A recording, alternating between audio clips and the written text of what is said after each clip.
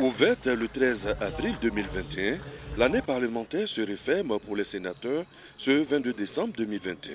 Un seul point est à l'ordre du jour de cette session de clôture. Le discours de Jano Aousso-Kouadio, le président du Sénat. Temps fort de son intervention, le plaidoyer en faveur des collectivités territoriales dont le Sénat assure la représentativité. Le Sénat est attentif aux questions importantes touchant l'autonomie financière des collectivités territoriales et aux modalités de contrôle de celles-ci. C'est pourquoi le Sénat voudrait inviter le gouvernement à réexaminer avec une attention particulière les préoccupations des communes, des régions et des districts autonomes soulevées dans le cadre de la mise en œuvre des directives de l'UEMOA. Le président du Sénat a abordé des sujets d'actualité avec l'éducation dont le Sénat a produit une réflexion pour redonner à l'école son lustre d'antan. La lutte contre la corruption.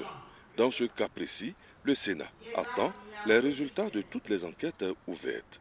La sécurité, avec l'engagement du Sénat à soutenir le président de la République dans la lutte contre le terrorisme. Chers Ivoiriens, ne nous y trompons pas.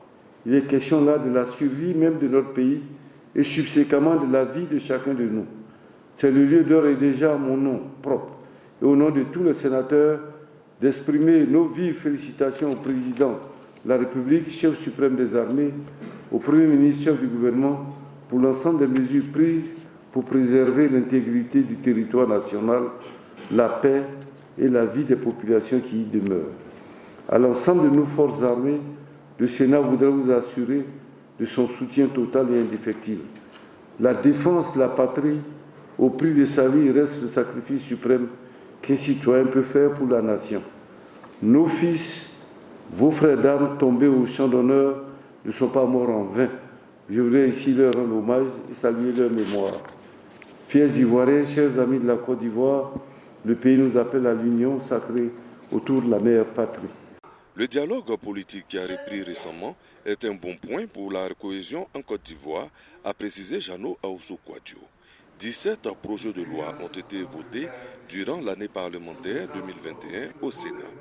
Étaient présents pour la clôture des présidents d'institutions dont Eugène Aka Aoulé et des ambassadeurs de pays amis de la Côte d'Ivoire.